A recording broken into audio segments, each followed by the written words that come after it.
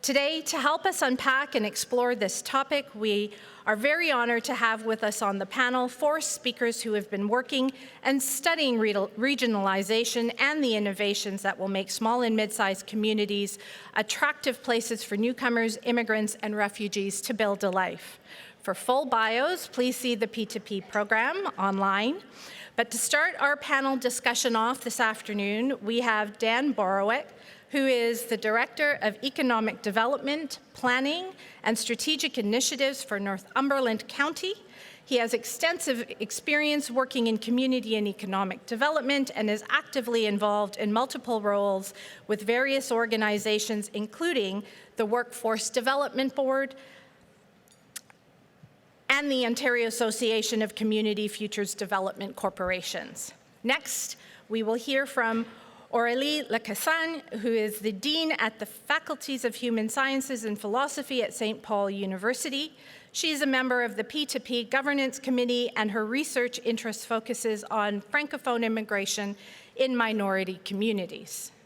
Our third plenary speaker is Sarah Wiseman. Sarah is the Canada Director of the Shapiro Foundation, a Boston-based private family foundation which focuses its investments on supporting sustainable innovations that benefit the ever-growing population of refugees and displaced persons around the world. And last but not least, our final panelist this afternoon is Laura Aguirre. Laura is a passionate diversity, equity, and inclusion advocate with a global perspective and a robust academic and professional background with a master's, a public health, and a graduate diploma in community health and social justice. She leads the Belonging Initiative at Genesis, the Newfoundland and Labrador Tech Innovation Hub promoting diversity, inclusivity, immigration, and equitable opportunities in the tech and entrepreneurial ecosystems.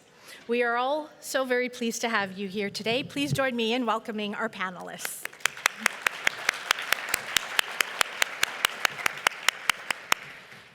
Just a few housekeeping things. In terms of format, our panelists will have 15 minutes each to present on their individual topics, after which we will follow up the panel with a Q&A period. We will be using Slido to capture your reflections and the questions you would like to ask our panel. So please log into that platform and enter your questions into the Slido platform. Our presentations will be simulcasted, translated in both French and English. So please, if you haven't already, grab your headsets if you need them. And you can get them at the back of the room. So, without further ado, at this time, I would like to invite Dan Borowick to please start us off.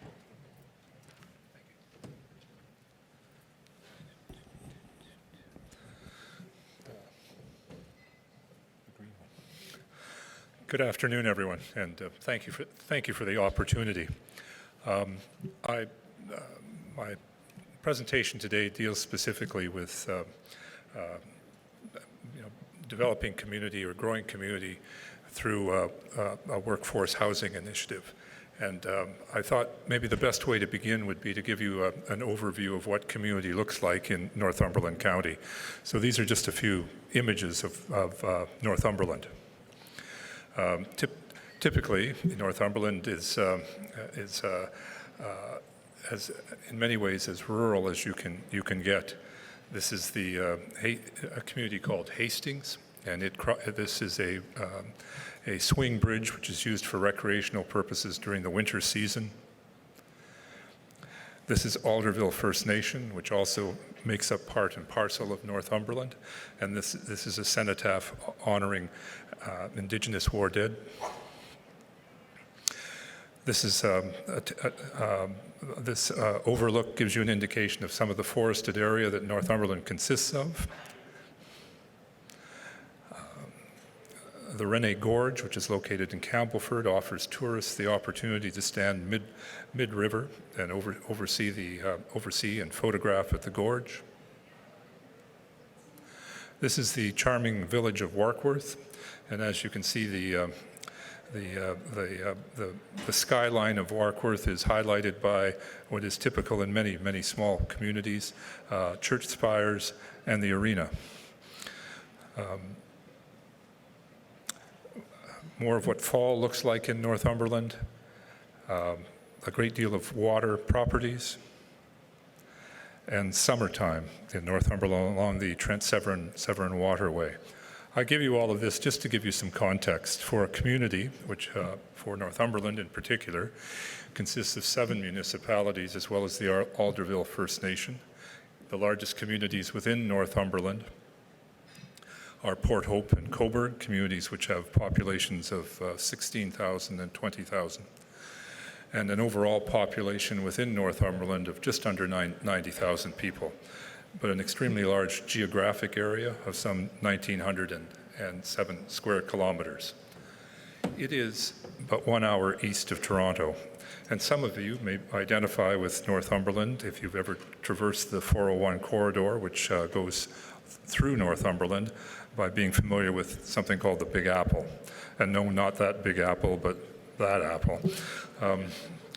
In one of our first initiatives with work in settlement services, we established an immigration portal, and one of the offshoots of the immigration portal was to create Radio Northumberland. It was always our hope to broadcast out of the Big Apple, not that Big Apple. And strangely enough, it was supported for a period of time because we had about a dozen journalists worldwide who lived in Northumberland who we could stream broadcasts from a rural community in their native language.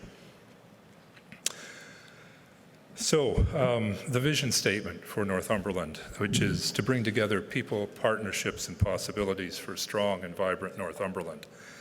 And as you're probably all aware, whenever there's a vision statement, there needs to be a way to enable that vision statement.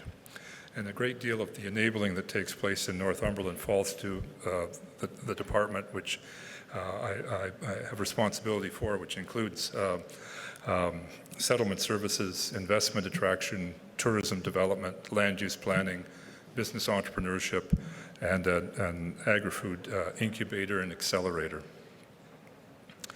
So this is the sort of challenge that we face in Northumberland at this point in time, and I'm sure it's no different than many communities. But to enable this vision of creating a strong and vibrant Northumberland, we're also dealing with an increasingly aging demographic, and the fact that we are but an hour east of Toronto. We have a significant portion of the population who has moved into Northumberland because they were able to sell their homes for a price that garnered them a significant amount of money and purchase homes in Northumberland. At this point in time, our aging demographic represents 1/3 of our population. Add to that, with this type of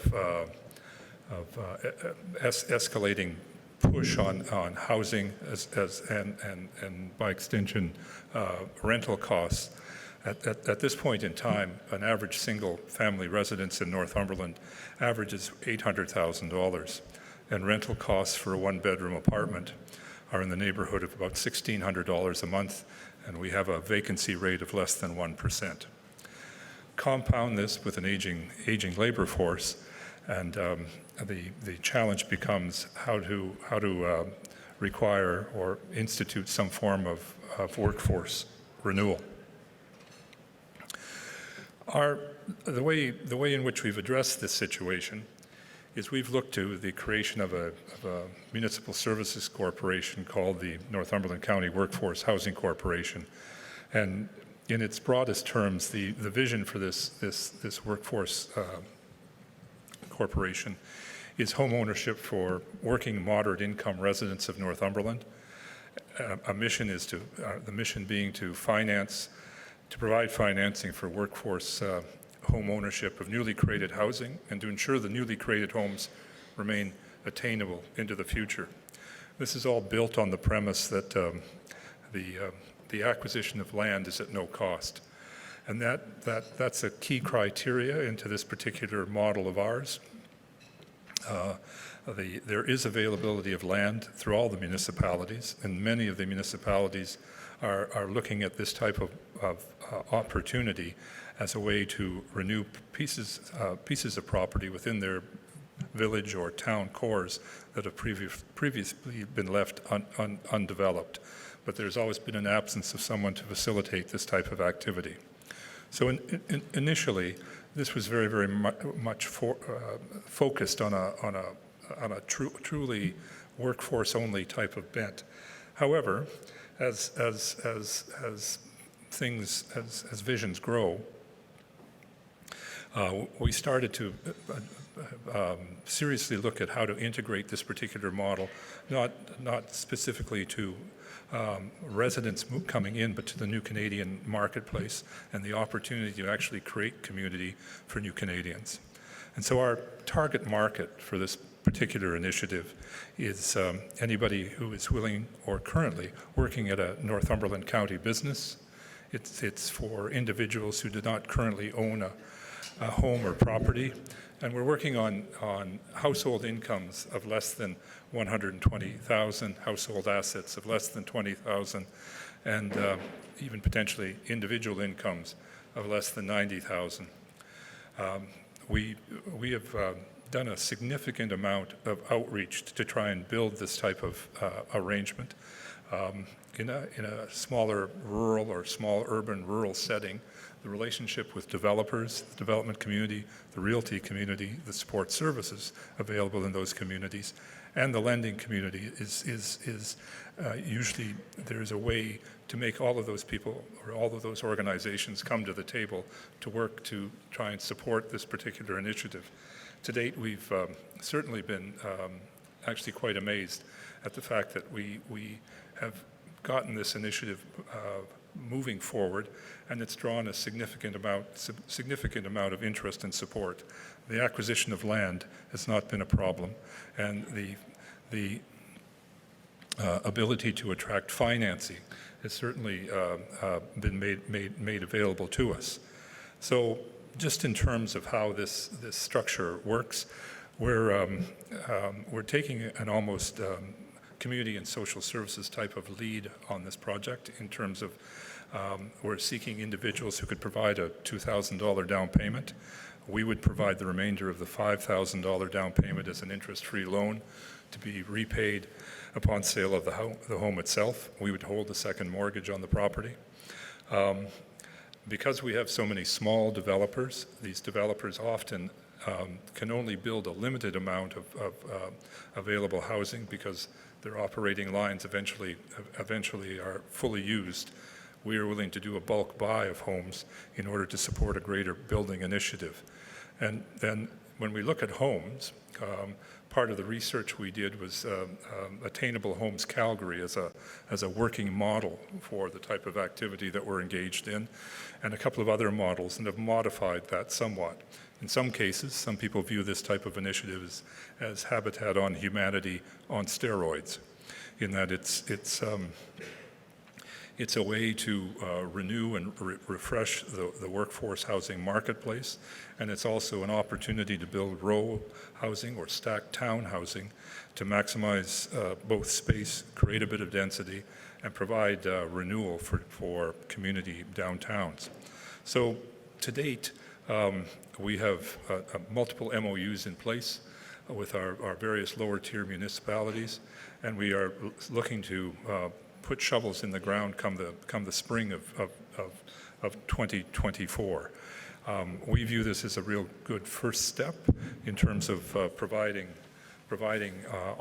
opportunity, and it has extended itself into the new Canadian community.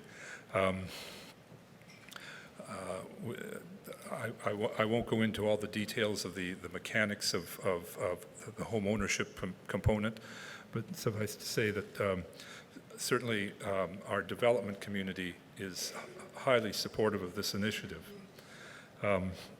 One of the reasons they're highly supportive is that one of their areas that is most lacking is skilled tradesmen in the construction field. And so they are willing to start building in order to actually house their construction key people, as well as their families. And as I guess fate would have it, by trying to initiate this type of model, we've also developed a working relationship and a collaboration and partnership with the Shapiro Foundation. And Sarah Wiseman, who is number 3 on this list of speakers today, will give you overview and oversight into what that means. Underpinning this arrangement is also trying to make plans and arrangements for transitional housing. And we're certainly working towards building a collaborative network with organizations and agencies for creating community for newcomers. One of the things that's top of mind for us as we move forward with this initiative, that this is an all-embracing approach to community economic development, in that we're intent upon supporting a place to call home for a family, not just one individual with the skills that we're looking for, but that individual's family or the entire family themselves. So it's turned into a very positive initiative for us. We're looking to launch, as I said, in the spring of 2024, and currently what we are targeting for what we need is our work with employers and institutions in healthcare, construction, and in advanced manufacturing to become active partners in this initiative.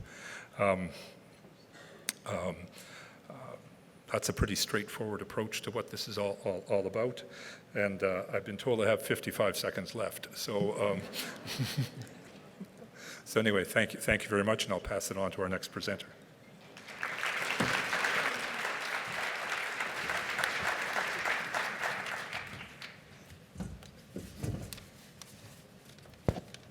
Thank you, Dan. And up next, we have Aurelia. Thank you, Shelly. That's a moment where you put your casque on, because I'm going to speak in French.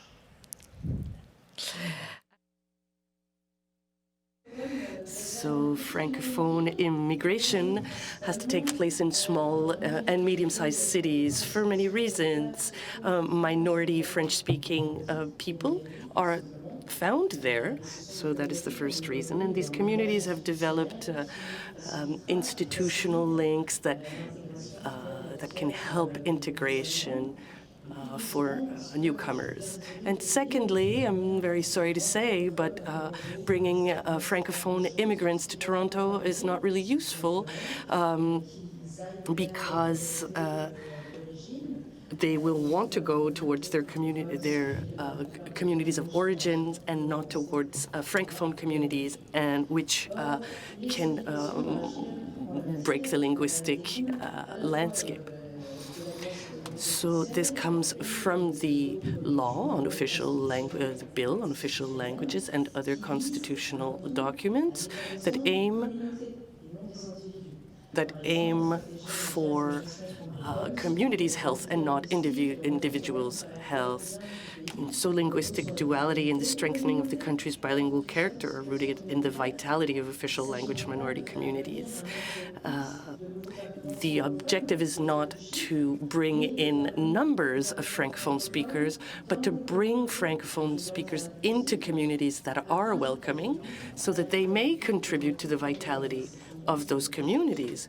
These are two different things. The IRCC launched in 2020 the Welcoming Francophone Communities Initiative. There was a really interesting presentation on that subject earlier on under the Official Languages Action Plan 2018-2023. This is a really interesting initiative that effectively takes into account the compelling role of communities. 14 communities have been selected across Canada, and 4 million per year over 3 years have been invested. So we led consultations earlier in the spring, and we can see that there are already results. CFAs have already led some community projects. They know specific needs. And we can also see that there was a higher citizen participation level. When projects are already there, people can enlarge their networks and they can participate in more community activities. It also gave more visibility to the newcomers and led to notable changes within certain organizations, for example, by making leadership more inclusive. Also, there were certain gaps in service offers that were responded to. Some CFAs also developed specific activities related to economic integration. And there is a better engagement of economic stakeholders. And fifthly, pollinator effects, because CFAs speak between them, because they share best practices, as well as with other actors in this sector. French immigration network. Of course, there are challenges. Mobilization is not equal across the 14 CFAs, mainly due to the difficulty for some of them of engaging municipalities for whom the French-speaking community is not on the radar. The program leaves out, as others do as well, temporary residents, when, as we shall see later, temporary residents are the future permanent residents. Also, there are major problems in accessing affordable housing, French language health services, and public transportation.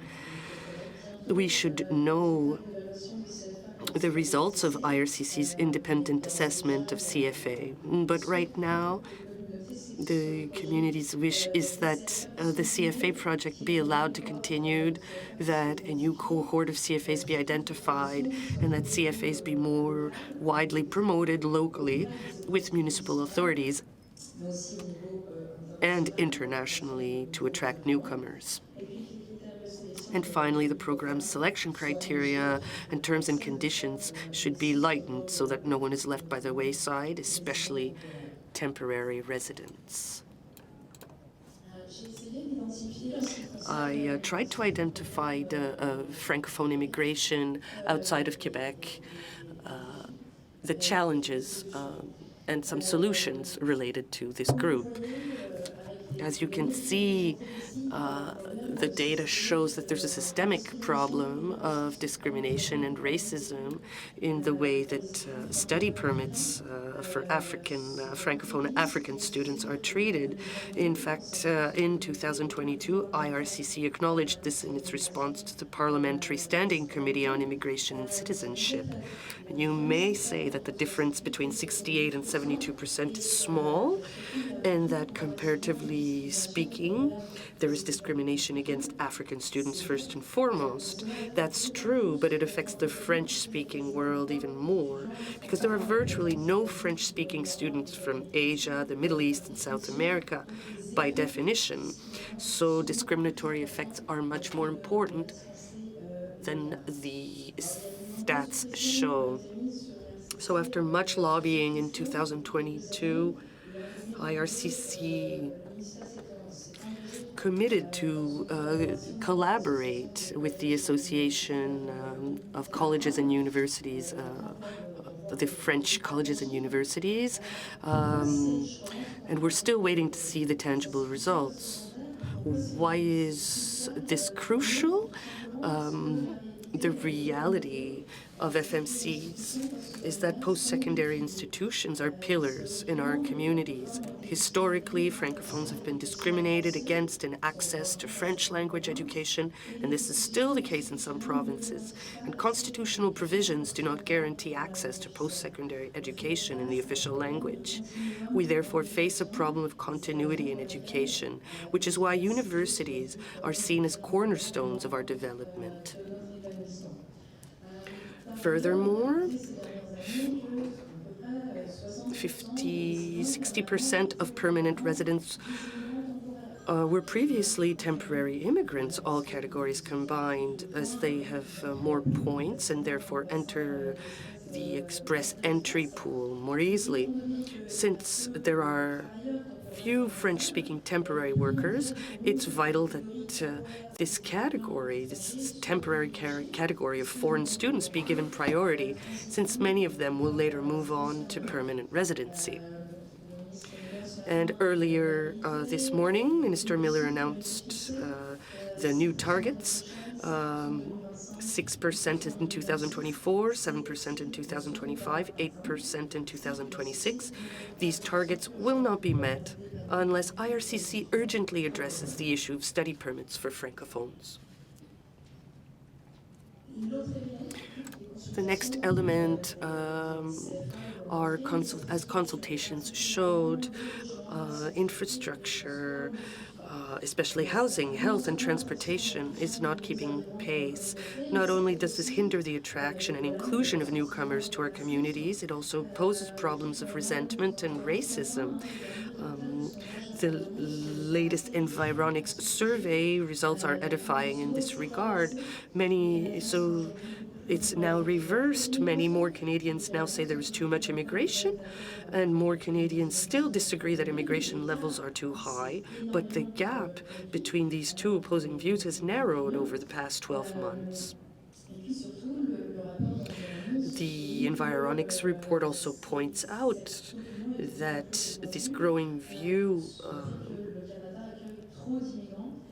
that Canada welcomes too many immigrants is due in large part to growing concerns about how newcomers may be contributing to the housing crisis.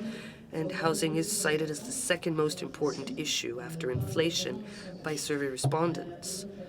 So the question of infrastructure to support growing populations in smaller centers so that immigrants are not perceived as competition for limited resources is therefore central. Some solutions. A genuine policy of support for Francophone post-secondary institutions goes far beyond that of granting study permits. We need a clear federal commitment to support the small Francophone post-secondary institutions that are under attack from provincial governments everywhere, from Manitoba to Ontario to the Maritimes. We have to manage these requests in conjunction with Canadian heritage. We need to support them to the transition to permanent residency. Another thing that can be done is called Volet Direct pour les études, which allows to process in 20 days. In Africa, this only concerns Morocco and Senegal. We could include all Francophone, French-speaking countries. This would definitely help solve the problem. And secondly, policies regarding immigration and housing. In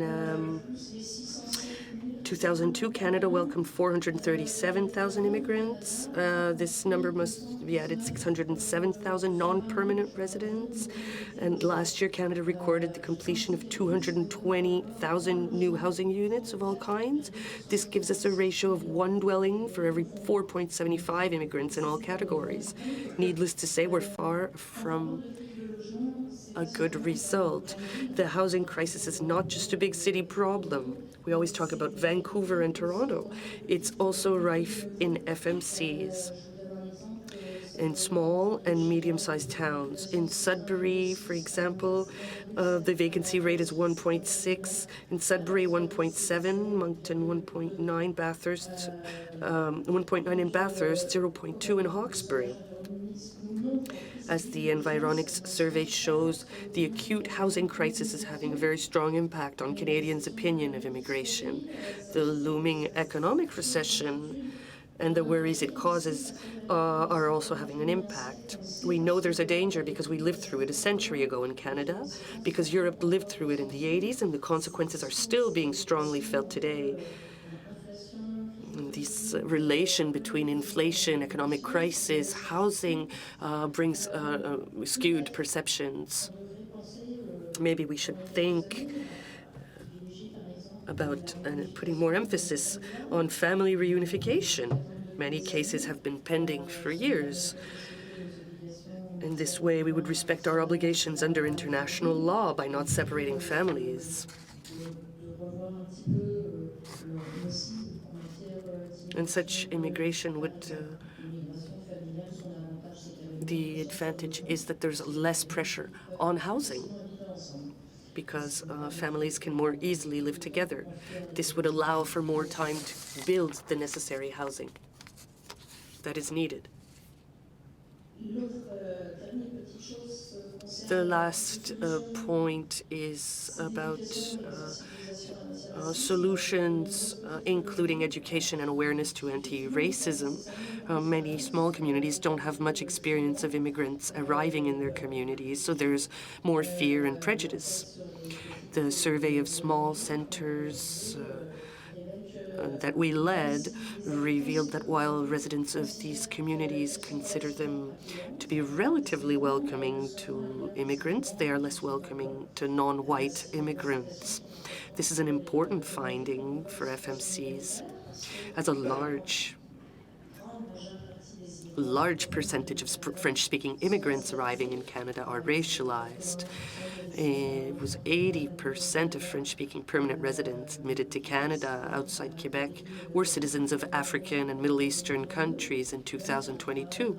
So there's still a lot of work to be done to reduce attitudes of rejection towards immigrants in small and medium-sized cities. Many studies show, especially the study that we led with VVP, P2P, show that there is still a negative, we have to have more programs,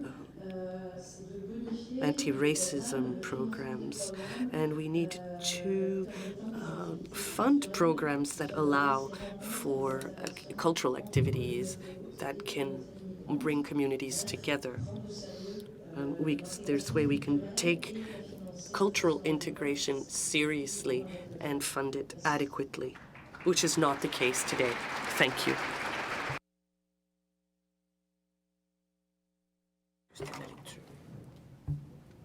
Merci.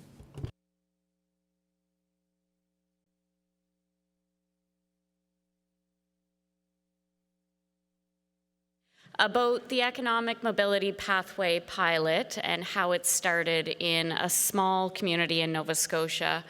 But really, as I think Shelly used the words collective and collaborative, and so I'm going to share with you a little bit of a transition from 2018 to forward about what started as a very small-scale collective and collaborative effort and has translated into something that has scaled somewhat, and I think and hope holds potential for a lot of other communities across Canada. First, I'll place for you, I'm the Canada Director of a small but mighty organization called the Shapiro Foundation. I work for Ed and Barbara Shapiro, who are based in Boston. It's a private family philanthropic foundation, that's a mouthful. And they decided around 2015 to focus all of their philanthropic investments on the refugee space, on initiatives and programs around the world that benefit refugees, but particularly that have the ability to be self-sustainable after some initial funding. And not long after they decided to focus their philanthropy in this area, refugee opportunities, because the administration at the time reduced, we'll say, in the US for a period of time. And so they came knocking on Canada's door, and they've been a partner with the Government of Canada for the last number of years as a result. So there are three common themes in the programs and projects that they fund around the world. A lot of the work is really focused on changing the narrative. So not looking at refugees as liabilities, but rather assets to the communities that welcome them. Also, bringing the kind of business lens that the Shapiros do, they're always looking for ways to frame the opportunities and the programs as win-wins. So this is not just about benefiting the refugee newcomers who are coming and calling Canada home, but looking at the positives that different types of resettlement programs bring to the communities that welcome them, to the employers that hire them, to the schools that bring them into the student population as well.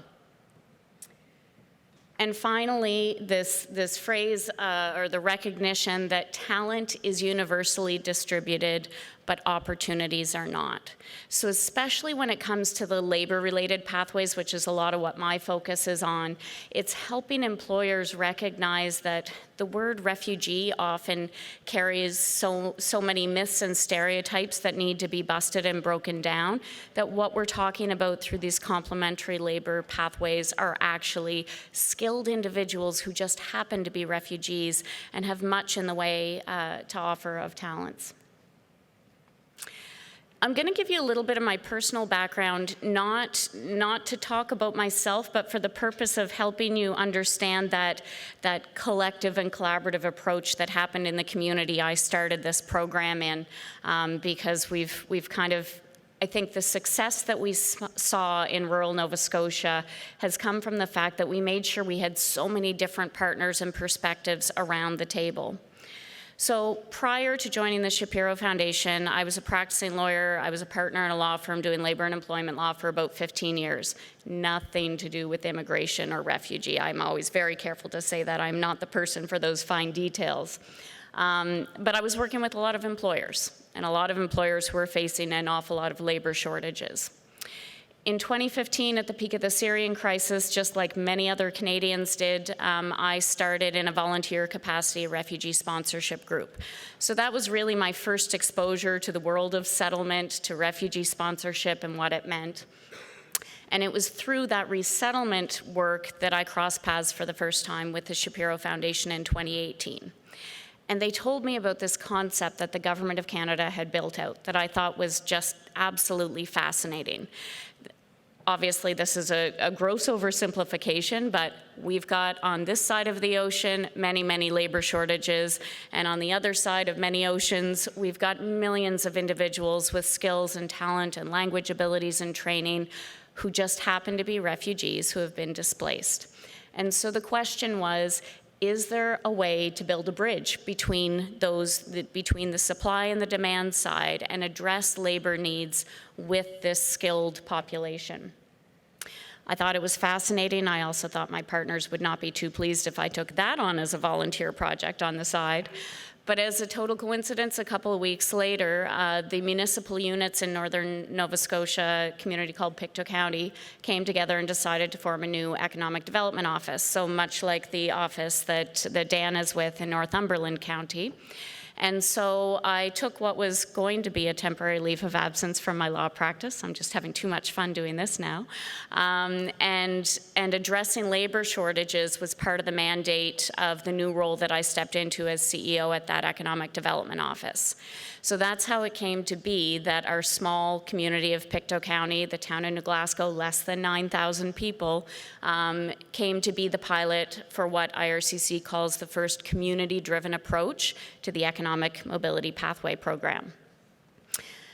Fast forward a couple of years after that, we trialed that first pilot, and then 2 years ago, I joined the Shapiro Foundation. And so a lot of the work we now do is looking for ways to support scale up and replication of what worked well in Pictou County, but on a larger scale. What I really like about doing this work from the perspective of the foundation is that EMPP is not a program, it's not our program to run. We don't hold the CVs, we don't run the program. We want to see it succeed. And so anything we can kind of do over the next year or so to help turn this into a program that can work and can scale, that can work for the employers, for the communities, and for the individuals who come through the program, That's what we're here to do. So as part of that, we recognize that it's a program that needs to be accessible to employers, a little bit more so than it has been in the early days. We want it to be a program that works for the multiple NGOs. You're going to hear from some of them, I believe, tomorrow as well. And we want to do whatever we can to help stand up this system and then get out of the way after that. Probably the easiest way to describe the pilot is there's a little video that we'll pull up here, I think on the next slide, perhaps. The UN put this video together about a year ago. This is something that I have earned, something that I have worked hard for, and that's very important to me.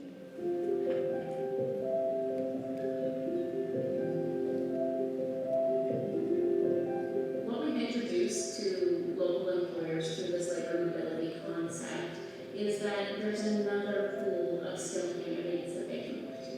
And specifically, that's individuals who have the right skills, experience, education, and training, who just happen to be refugees.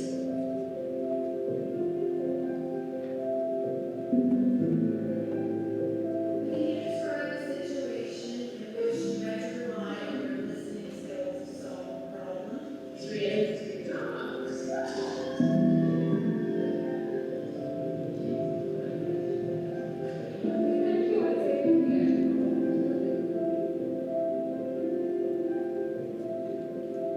Ultimately, we want the best candidates working here at Glenhaven. And so the questions we asked were exactly the same questions we would ask candidates here in Pictou County, and the expectations for the answers were exactly the same. The answers were certainly exceeded our expectations on many levels.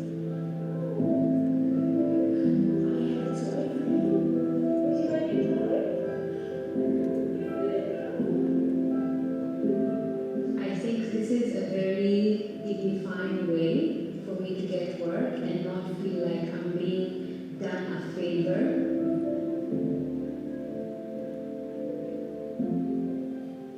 I know the future is bright, very bright for my family, for my children, and for me too. Because I also want to develop career-wise. The place is amazing. The residents, the girl I work with, they're friendly, and you just feel accepted and you feel you are part of the community. I feel motivated to go to work knowing that I am making a difference and that my contribution is valued.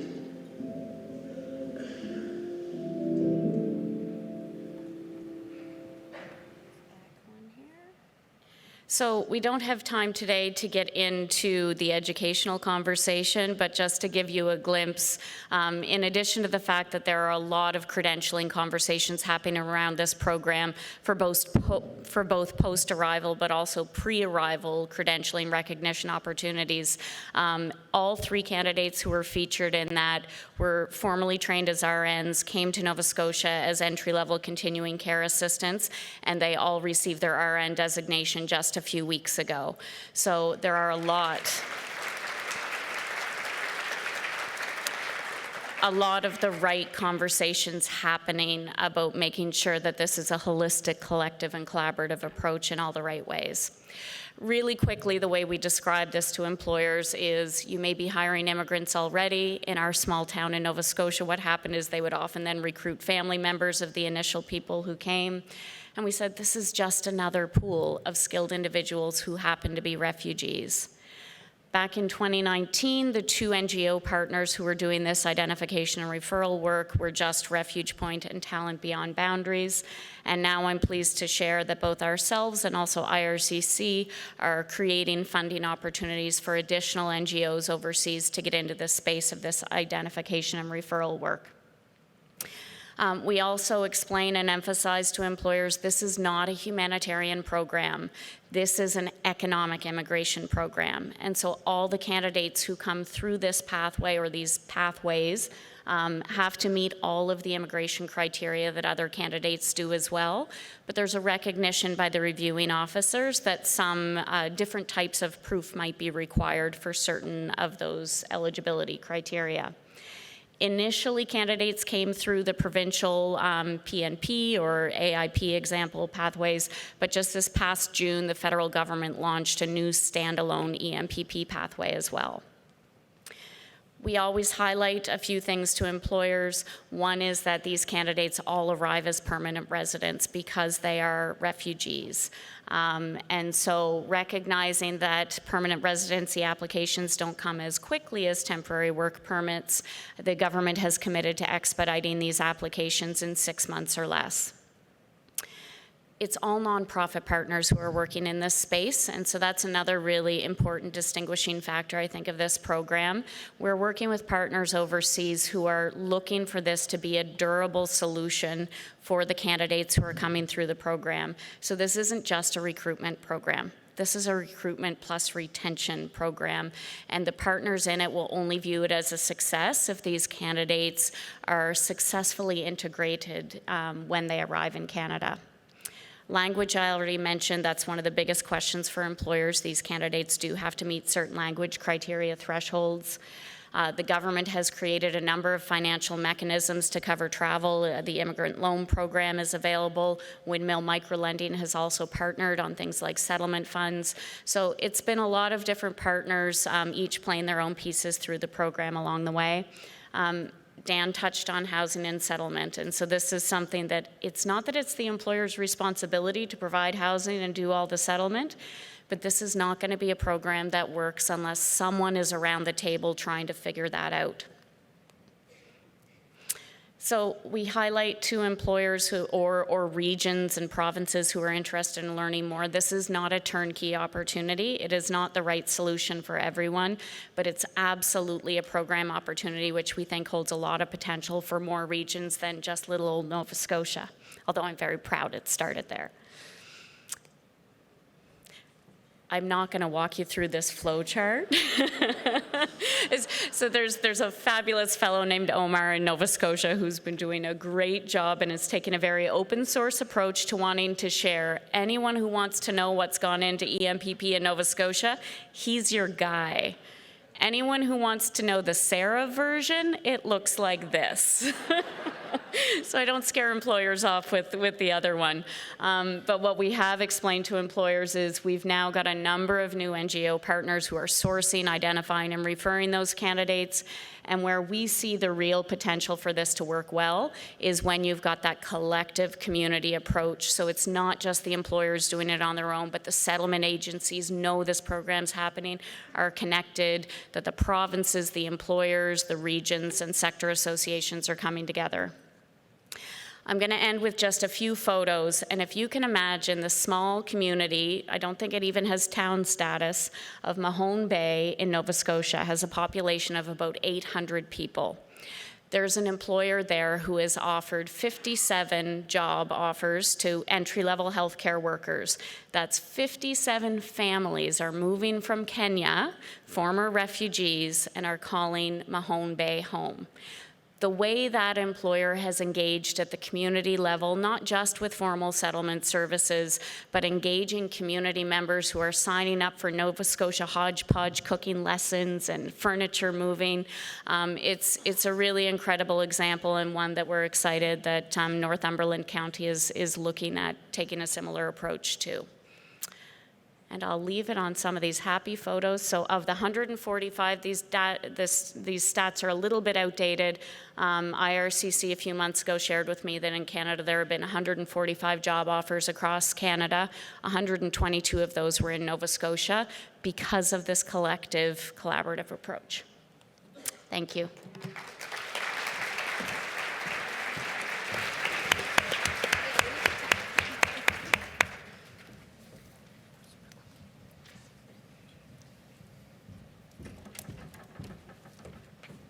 Okay, let's see. Perfect. So, good afternoon, everyone, and thank you for being here today. Thank you also to the conference organizers for the opportunity to present. So, my name is Laura Aguirre Polo. My pronouns are she and her, and I'm thrilled to be here today. I work at Genesis, a technology startup incubator in St. John's, Newfoundland and Labrador.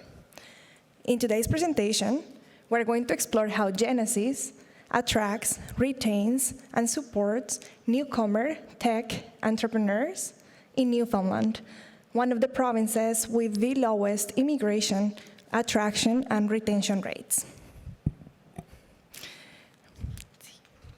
So I want to share a part of my journey with you because I believe it has shaped who I am today, and also it influences my work and my approach. So if you have told me 13 years ago that I would be here today presenting about the work that I do on immigration, I would have probably not believed you. 13 years ago, I made one of the most important decisions of my life. I moved to Green Bay, Wisconsin from Bogota, Colombia, by myself to learn English so I could go to the university in the United States. Back then, I was only 16, and I was pretty naive about how this decision would change my life and all the challenges I was going to encounter. My academic background is in public health, community health, and social justice. However, my lived experiences navigating the American and the Canadian immigration systems as an immigrant and as a Colombian woman have inspired me to build a career dedicated to immigration, diversity, equity, and inclusion.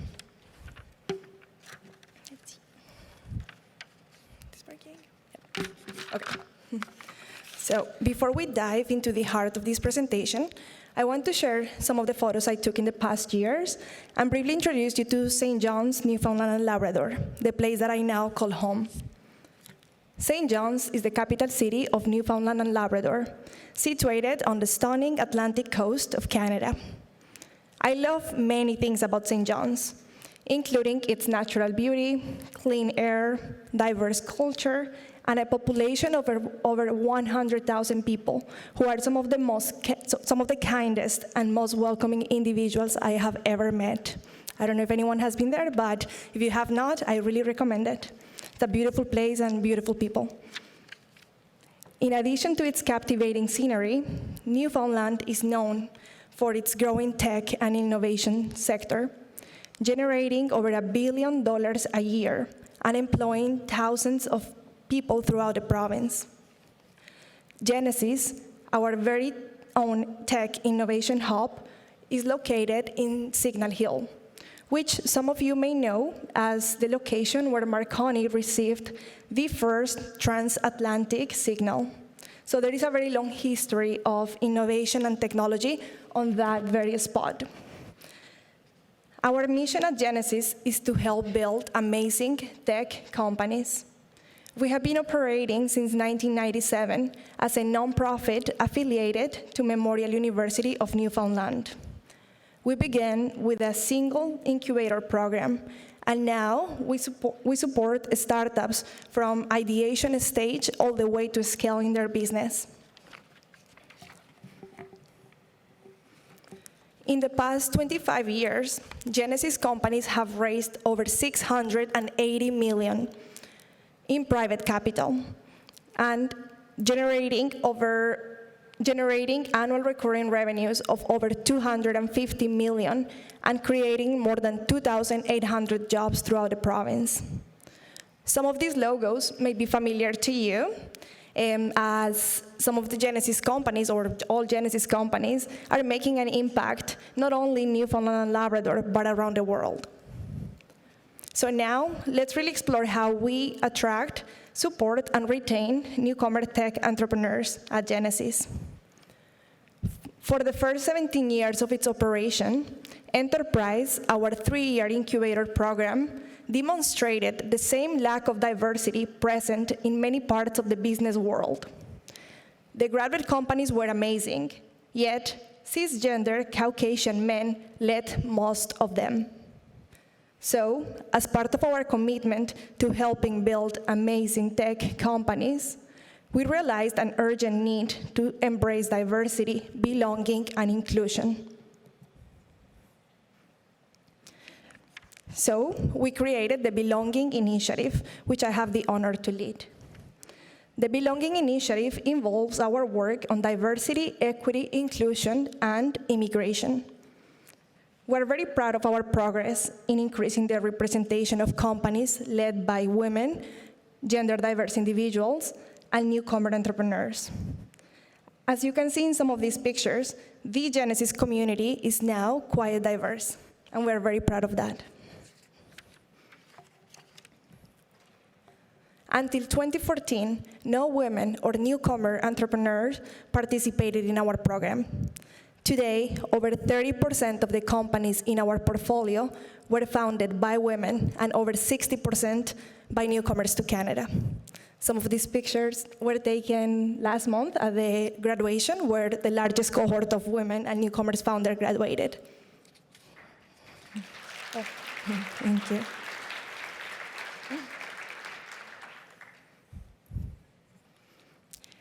Okay, so how has this happened? So this work has not been easy, and it is an ongoing journey. 5 things have worked for us, and we're still trying to figure it out. We know that there is a lot of room for improvement, and we are ready for that. So, one thing has been strategic partnerships, as well as a client-centric approach and holistic support. An inclusive culture and seeking systemic change have also been crucial for us. Regarding strategic partnerships, the Belonging Initiative is possible thanks to the support of Genesis curated partners, particularly those that share our commitment to diversity, equity, and inclusion. For example, the generosity of the Fry Family Foundation, NASDAQ, and BDC, the Business Development Bank of Canada, enables us to develop and implement solutions that eliminate barriers for women and newcomer entrepreneurs at Genesis. Another example is how Genesis is the only designated partner in Newfoundland and Labrador by IRCC for the Startup Visa Program, a federal immigration program that allows Genesis to welcome newcomer tech entrepreneurs to establish their businesses in the province as a pathway for permanent residency. The second strategy is taking a client-centric approach. We started with what we thought was a great idea: many leadership and self-empowerment workshops. We assumed that was what our clients needed, and it turns out not exactly. Those workshops were good, but they were not impactful enough. So we took a step back and made it a priority to connect with our clients, really understand their unique entrepreneurial journey, their stories, opportunities, challenges, and their current needs. And we also use their feedback to guide the development and implementation of all our initiatives. The third element is holistic support, and this goes beyond business. We recognize the importance of tailor-made solutions. So, in addition to the standard assistance that all Genesis clients receive, newcomer clients are provided with additional support tailored to their unique needs, including anything from immigration assistance to pitch coaching. Newcomer entrepreneurs often face unique challenges beyond their business, and we strive to help them address those concerns. In the past, we have helped clients with everything from food security to navigating the complexities of the Canadian immigration system to building social connections. We also know that many of our newcomer clients do not have the same network in Canada as clients who grew up here. Number 4 is an inclusive culture. So, diversity and inclusion are not a checkbox for us. Inclusivity is ingrained in our work culture. We have inclusive washrooms, breastfeeding, and praying rooms. We also offer diversity training to everyone in the Genesis community. And we also avoid hosting events and major meetings during special holidays such as Ramadan. These considerations reflect our dedication to creating a space where everyone feels seen, heard, and valued. The final aspect to our work involves seeking systemic change. We leverage influence and advocate for systemic change at provincial and federal levels, particularly when it comes to immigration programs for entrepreneurs.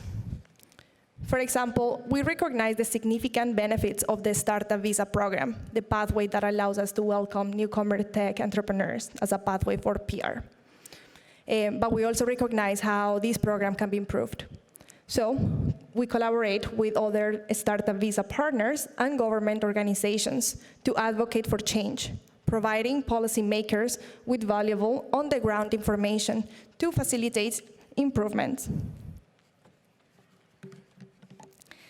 I firmly believe that strategies such as forming key partnerships, adopting a client-centric approach, providing holistic support, fostering an inclusive culture, and advocating for systemic change have been instrumental in Genesis' journey of attracting, retaining, and empowering newcomer entrepreneurs. No one understands the needs of our clients better than our clients themselves. So, building relationships with individuals and the communities we support is crucial. We want our clients to feel comfortable reaching out for support and also sharing feedback that can help us guide our work and improve. This approach does not happen overnight. It takes time. Yet, I'm confident that by doing so, we are maximizing our resources and having a positive impact, leading to increased attraction, retention, and empowerment of newcomer tech entrepreneurs. I want to leave you with a short video from Find My Future in Tech, a provincial campaign led by one of our partners, Tech NL, that highlights the diversity of the tech sector in Newfoundland and Labrador. If you want to learn more about Genesis, the work that we do, if you're a woman or a newcomer with a business tech idea, and you want to chat, please reach out. Thank you, everyone.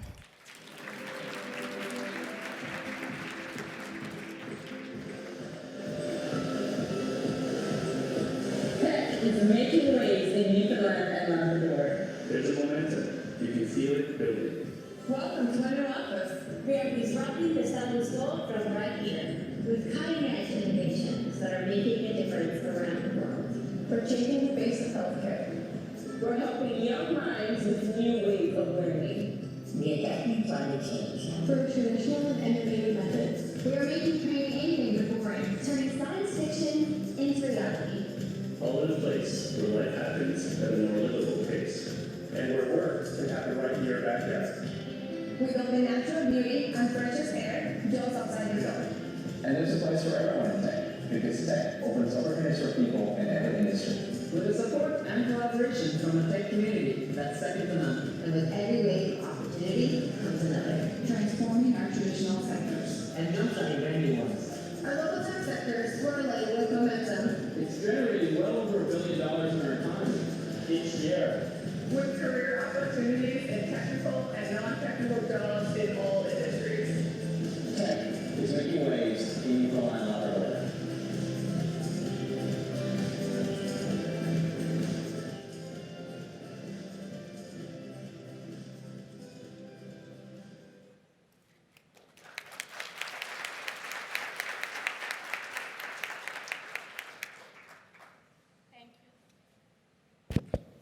Thank you, Laura.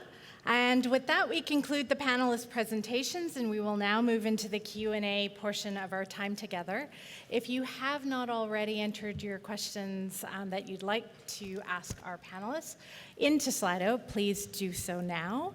And while you do that, I'd like to cue a video from this session's sponsor, Copa National, please.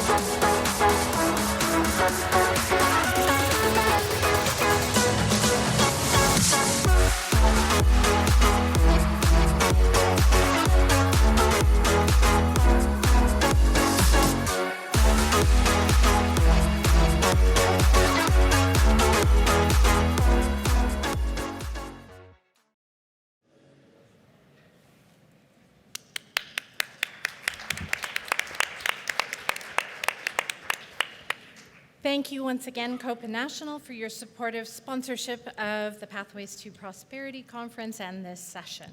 And so, to our first question. This question actually goes to Sarah. We had some jockeying changes here. So, Sarah, the question reads, do you have any data on the retention of the refugees who come through the EMPP? So one of the benefits of being from a really small community is that I know all 14 people who arrived through EMPP. There is a process underway to do more formal tracking as well, but of the first 14 candidates, they arrived in late 2021 and early 2022. 2 of them did relocate to Alberta after discovering they had family members out there but stayed in healthcare. Of the other 12 who came to Nova Scotia, quite a number of them were not retained with the original employer, but that was because the original employer supported their re-credentialing and training, and so all have stayed in community and in healthcare as well. So that would include the 3 who were featured in the video. They haven't stayed in those entry-level positions. They've now moved into the acute care sector. I'll mention as well that the local economic development office there, with funding from IRCC, is doing that local tracking, but also tool and resource development that they've specifically made in a customizable template kind of format, specific to what might be needs for the EMPP program, employers and communities in other rural and small centers. So all of that they're happy to share. And the other interesting piece that's happened, which is kind of coming full circle, is that those first 12 EMPP candidates are a really integral part of informing the resources and welcome and orientation that will be made available for future candidates as well. Great, thank you. Dan, the next 2 questions go to you, so maybe we could tackle them together. And just a quick synopsis, we found that many economic development offices in rural municipalities don't consider settlement part of their mandate. And even if they want newcomers to work in their towns, they don't invest in the service. So if you can comment on that. And then in addition, you're trending, as they say. You mentioned that land acquisition is not a barrier to the initiative, and so do applicants who are Indigenous to the territories and the counties have priority access? Thank you. Well, with respect to my fellow EDOs, I guess in the case of Northumberland, we're not your typical economic development office. The real reality is one of the challenges that Northumberland has always been faced with is a collection of very disparate municipalities, and it's taken a fair amount of time to work towards creating the necessary infrastructure that brings those communities together. The approach has always been one that suggests that economic development does not stand on its own. It really is community development, and without looking at community development as not including all aspects of what makes a community a healthy community, from environment to education to recreational resources to community and social services. It just, I guess in my case, it's just so happened to fall into that category. And without prolonging this, you know, this current initiative with workforce housing is also part and parcel of a broader initiative which will bring fiber to the home. We have about 40,000 households in Northumberland. 13,500 of them are either unserved or underserved. So we have a massive initiative underway at the moment to bring that fiber to the home to those households, which we think will be transformational in nature. Add that to the opportunities associated for settlement services interacting with that, and it's part and parcel of sort of the strategic initiatives mandate. with respect to land acquisition as not being a barrier, as we initiated workforce housing, we dealt with each municipality on a one-to-one basis. Certainly, one size does not fit all. My relationship with Alderville First Nation has been built on trust and relationship building, and any ideas that we're trying to introduce into Northumberland are ideas that can be open for discussion, and in doing so, we take direction from Alderville First Nation as to what they wish to do. That's been the approach. Awesome. Thank you very much, Dan. In my role as chair, I know that the next three questions, or the next handful of questions, are related to the EMPP. But to shake things up, I'd like to pose a question to Aurélie. Aurélie, many newcomers arrive in the Prairie region, which is predominantly English-speaking, and when asked what language of services they would like to receive, they respond with needing English, as that is the language of the land. What advice and suggestions do you have to address the issue? Well, in the prairies, the language of the land will be Niyawak first, not English, but okay. Well, they'll ask English because it's often the only way to get services and to get services faster. It's just that simple. Also, the fact that they ask services in English, immigrants do recognize that English is a dominant language. It's sort of a question of respect. When you arrive, you see this is a dominant language, you want to speak that language, you don't want to be a bummer, and you ask the services in English. That doesn't mean that they don't have the right or the desire to integrate and to exchange and to be welcome in a community that share more with them. That will be the French-speaking community.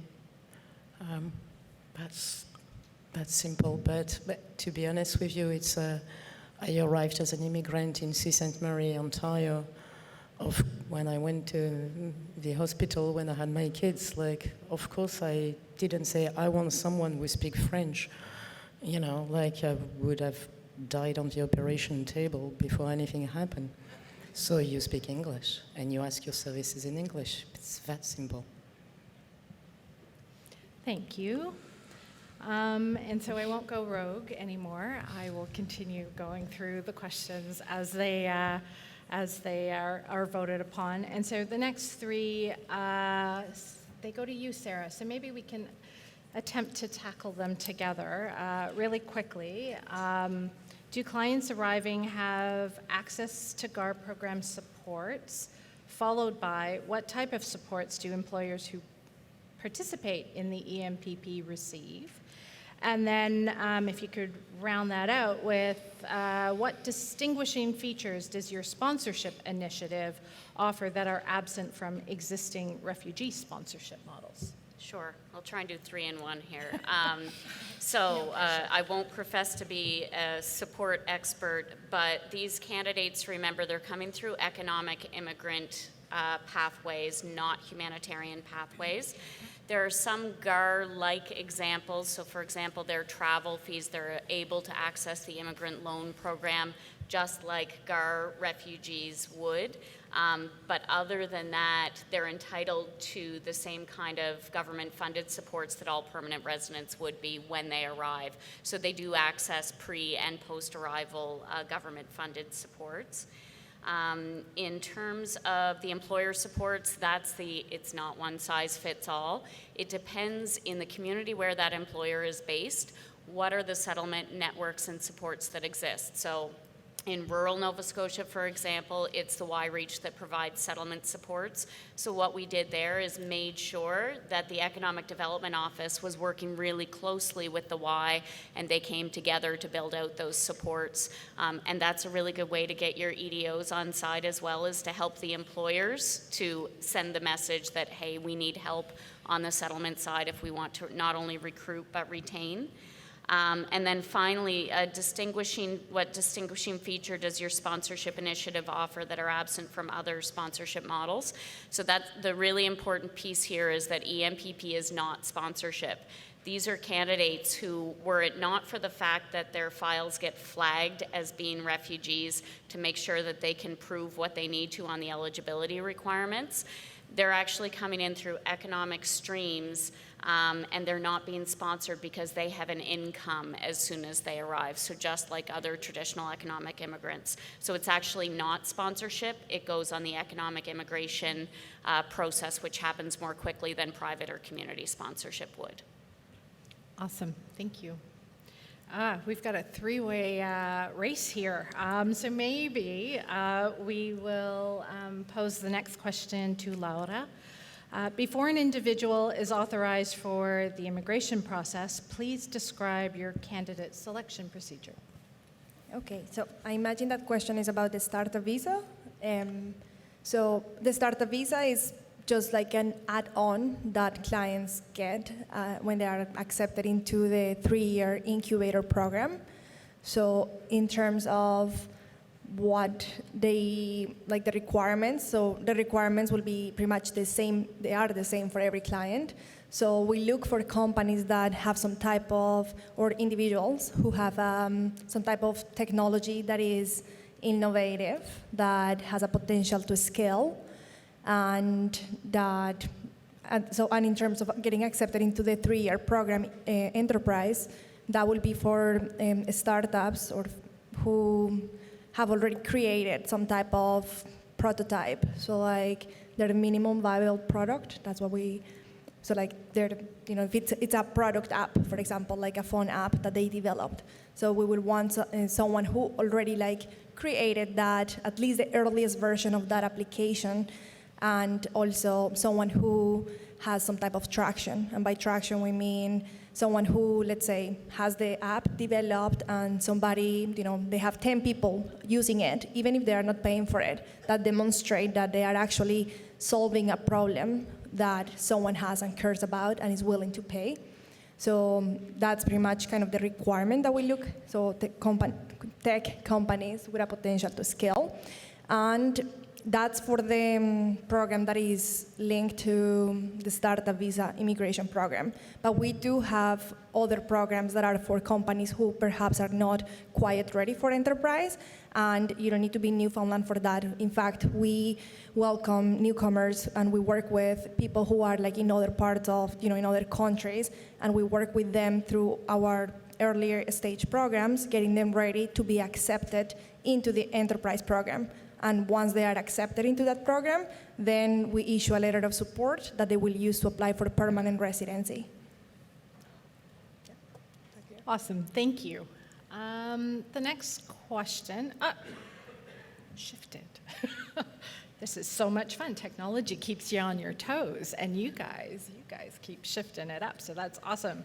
All right, the next question, it's not specifically asked of one individual, but maybe we could ask Aurélie to kick this one off. What would be an ideal alignment in policy for housing and immigration in your view? And after Aurélie gets us started with that answer, if anyone else from the panel would like to add, please feel free to do so.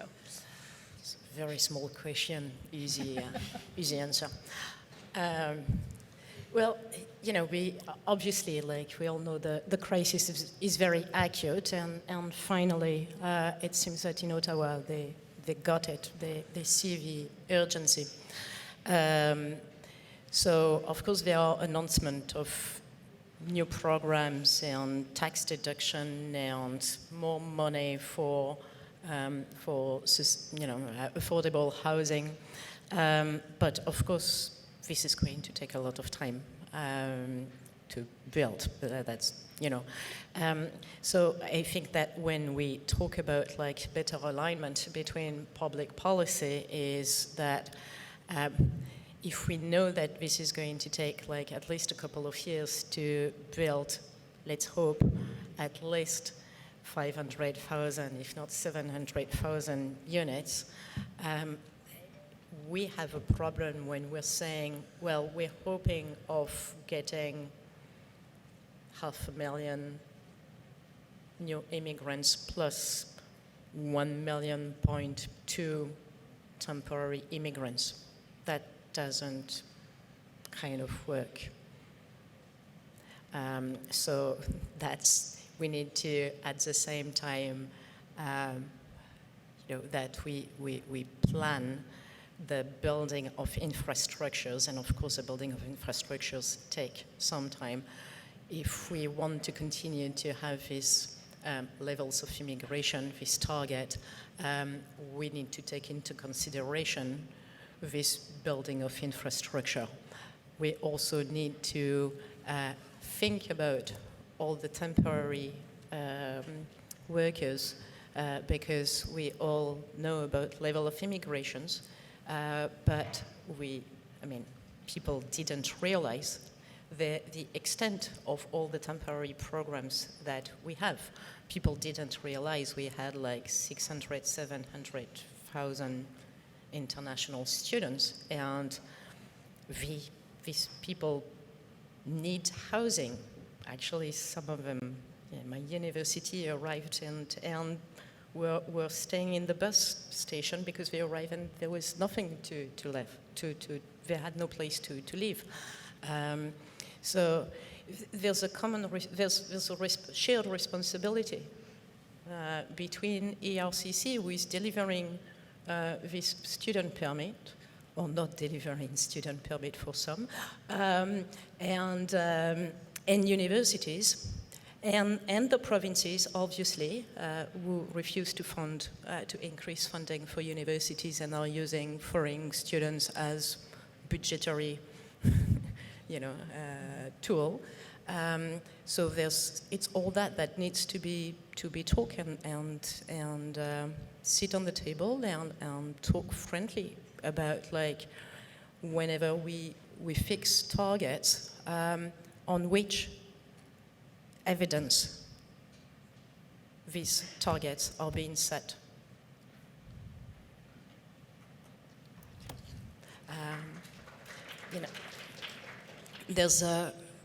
I know we've talked a lot about labor shortage, but we are also seeing, like, listen to the economist. The economists are telling you there's a looming economic crisis, there is recession. We start all the signs showing that the unemployment rate is going to start rising again. So we need to listen to what people are saying.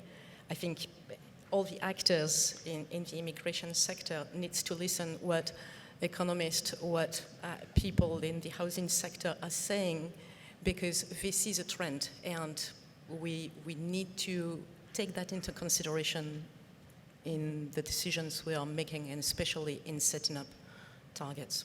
Sorry, I took too long. I see. Maybe just the sort of following kind of image. Internally, we've always worked from even the smallest decisions based on a model that says, research helps support policy, policy creates programs, and ultimately those programs create access to funding. But the real reality is, if you don't fund a research effort that can coordinate the activity between housing and immigration, you will never get policy that can then address the issue. And so I think the real onus here is to step back and say, there is the capacity, but the capacity needs to be properly funded. Thank you for those insights. The next question is also to the panel. Are there any studies on efforts to integrate newcomers into professional careers that you could share with our community here today?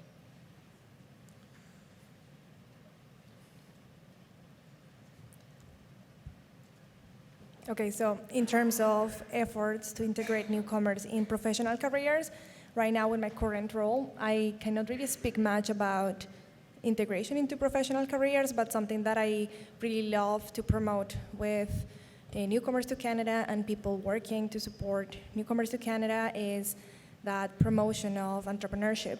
We know that newcomers are more likely to start a business in Canada, and one of those reasons is oftentimes because the challenge they face in finding jobs, because things like not having Canadian work experience, even though they might be super qualified.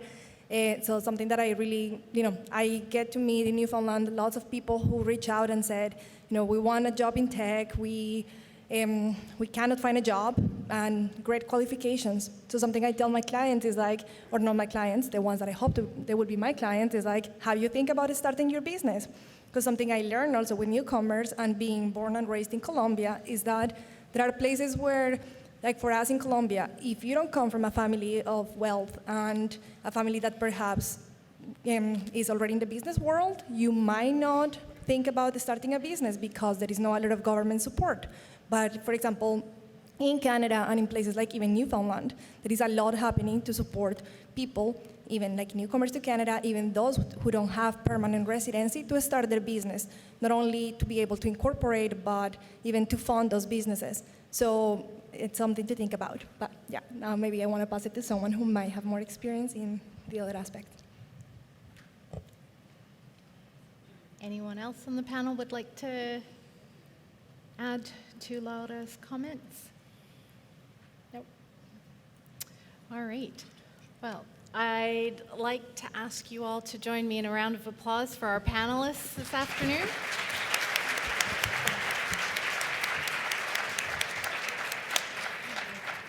And with that, we are at time. So I know there were more questions posed, and feel free to connect with our panelists if you'd like to speak with them directly.